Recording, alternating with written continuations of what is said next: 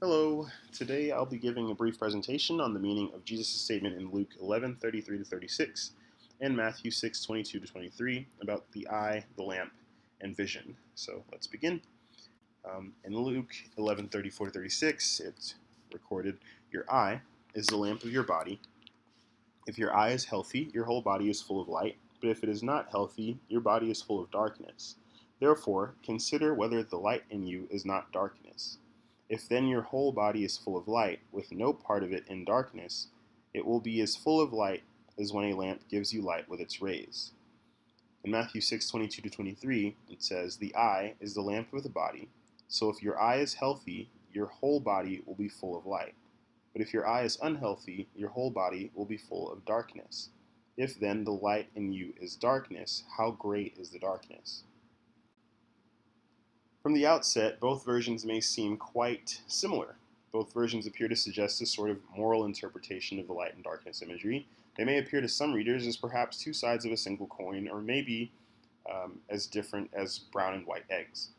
But while both versions are incredibly similar in content, they are presented very differently, and it is apparent that the texts are not likely sourced from the same place. According to Betts, Matthew 6:22 to 23 clearly took its version from a different Q source than Luke 11:34 to 36 did. Both versions are redactional elaborations of the same saying. In fact, Matthew's version lacks any immediate context. For Matthew, the connection of the passages 6:22 to 23 with the preceding in 6:19 to 21 has not yet been determined.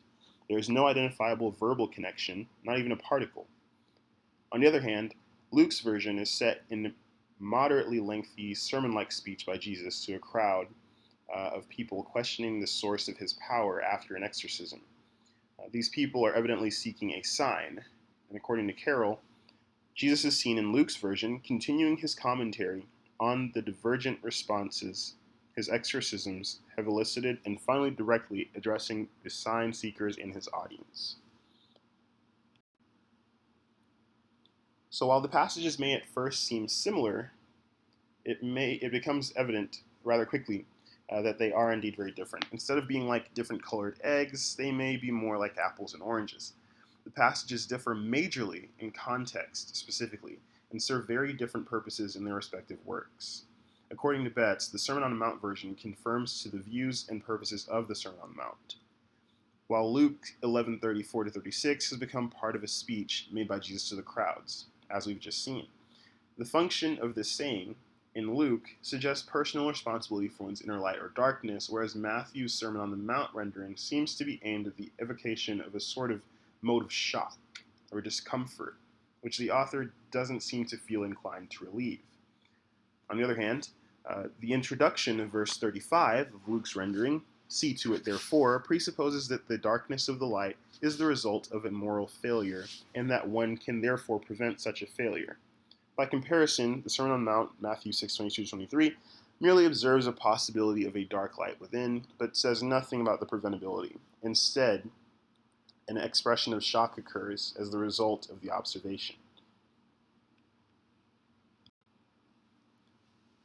Jesus' exorcism and the various subsequent criticisms of it sparked the stream of speech that sees this saying given at the very end of it in Luke's rendering. Jesus is addressing the desire for a sign of his heavenly origins and criticizes the people for not being able to see, due to their inner darkness, meaning the light of his actions, his obvious heavenly appointment.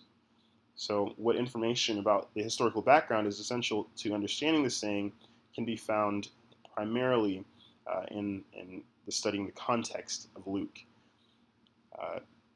Carroll says, "The sign, semeion, convincing demonstration of divine power, concrete evidence on which belief can be grounded, that Jesus' contemporaries seek will be withheld.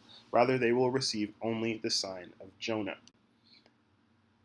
In contrast to Luke's contextual usage of the saying with the response speech, Matthew uses it as a proverbial saying of Jesus in the Sermon on the Mount. This semi-context-free approach effectively makes the saying's meaning rather ambiguous and offers little historical background, if any. The saying does, however, find perhaps some context in light of external ancient Greek notions of sight and cognition.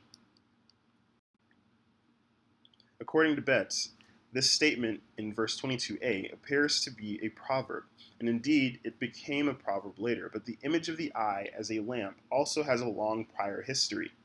The history of this image means that we have before us a quasi-philosophical sentence, interpreting the phenomenon of the human eye as a means of illumination not only of the body but also of the mind. Pythagoreans see the eye as gates of the sun. They have a duality of light and darkness. It is unclear, according to Betts, what is meant by the gates of the sun. This may suggest that the passage of light into the eye is what produces vision, or perhaps the passage of inner light, likened to the sun, through the eye outwards produces vision. The pre-Socratics, on the other hand, specifically Heraclitus, see eyes as preferred to ears, but both are seen as useless for cognition with a bad soul. The actual term used is barbarian soul, and according to Betts, this connotes a soul incapable of understanding the received sights and sounds and interpreting them. This is a soul void of logic. Parmenides sees light and darkness as sort of synonyms of truth and ignorance, or of being and non-being. Cognition for him is thought, not based in the eye. In other words, the organ of cognition becomes thought or logic. Empedocles sees Aphrodite's invention of the eye as a source text for him. The eternal fire is wrapped in a thin membrane, and light passes from the inside out. It is this passage of light for Empedocles that enables vision. Theophrastus notices two approaches to cognition among all of the various approaches. In Parmenides, Empedocles, and Plato, who we're going to discuss in just a moment, vision is achieved by effluence of light from within the being towards objects. Light meets with entities like itself and enables vision. On the other hand, Anaxagoras and Heraclitus see opposites as attracting. This includes Democritus's complicated air imprints theory. Matthew rejects the latter and embraces the light from within factor of the former, but Democritus's theory is that light images are compressed by fire atoms that carry the air imprints into the eye, thus enabling sight. This is primarily physiological, and if the eye is physiologically capable of receiving the imprints, then vision is therefore possible. Plato actually uses three various and different analogies to develop his concept of vision. But first, in Republic of Timaeus, vision is a combination of health and excellence of the soul. An excellent soul is one that values justice, while a non-excellent soul values injustice. As to his three analogies that he develops from this, the first is the analogy of the sun, the parable of the sun, which is described in Betts' work on pages 445 to 46,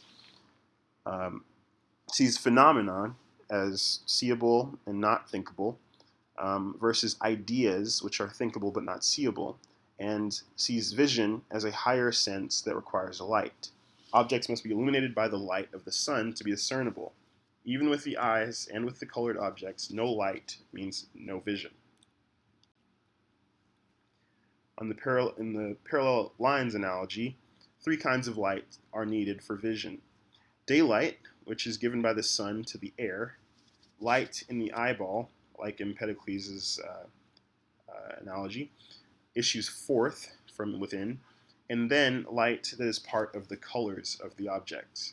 Vision happens when light meets with light. If the inner light of the eye meets with something unlike itself, darkness, then vision is prohibited. Plato also has two types of disturbance of vision that he notes in the cave analogy. The first is disturbance of vision from people who are going out of darkness into light, out of the cave into the light. This requires gradual acclimation to the light and cognition. If not, the person being introduced to the light may choose instead to return to the cave. The other alternative is going out of the light into the darkness, which Plato says that person who is coming to the cave from the light, when asked to describe the shadows in the cave by those in the cave, may find his explanations laughable to those in the darkness, and perhaps even may get themselves killed by those who are in the darkness. Would there be any difference in meaning for Matthew's audience versus Luke's audience? Matthew's audience may likely have responded to his presentation of the saying with a very negative outlook or perhaps a sense of shock and hopelessness. Matthew does not offer any means of correcting a dark inner light or even suggest any relationship between personal actions and the condition of the inner light. This does, however, oppose the conceptions of vision of the Greek philosophers. According to Betts, according to the Greeks, the internal light is a spark from the divine light itself that can never become totally extinct. The divine light can never be turned into its radical opposite, total darkness. If this threat is seriously suggested, therefore, it can only be intended as an attack against the tenets of Platonic and Stoic philosophy in particular. For Luke's audience, it seems that they would more likely devise a meaning consistent with Luke's intentions. Luke has presented the sayings in such a way that it is almost certainly to be interpreted as commentary on the inner condition of the souls of those who do not immediately see Jesus' activities as of heaven and are requesting signs as further proof. According to Carroll, Jesus adds the final touch to his rebuke of an evil generation that fails to see evidence of divine activity in his ministry, even as it presses for signs in verse 29.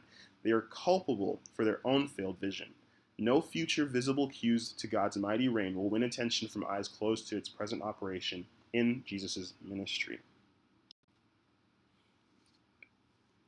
Matthew's exegetical meaning is quite difficult to come by when we're talking about meaning in its first century historical context. But while Matthew's meaning may be rather ambiguous as far as any exegetical effort may be possible, Luke's meaning is quite clear.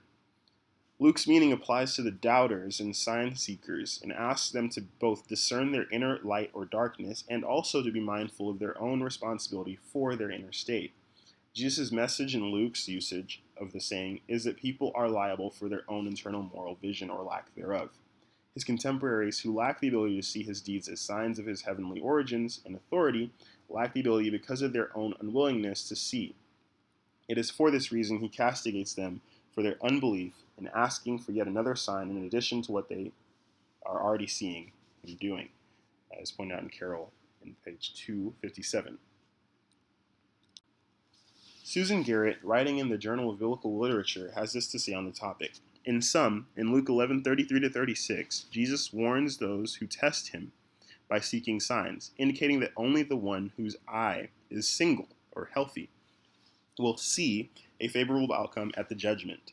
On that day, all Jesus' hearers will stand in heavenly light that will reveal them to be servants either of Satan or of God. Those who have strayed will be cast into darkness, but when the light of Christ is revealed in all its glory, then those who are committed to Christ and hence full of light will themselves be made wholly bright. Perhaps in this modern world where our default setting when evaluating most any occurrence or phenomenon is to suspend our belief in the supernatural, or perhaps to require more and more proof or validity, this passage may well have great application. Modern readers would do well to consider the extent to which we suspend our convictions when evaluating life events or even matters of society and culture. Jesus seems to suggest that through our own fault, we can stray into disbelief if we are not careful.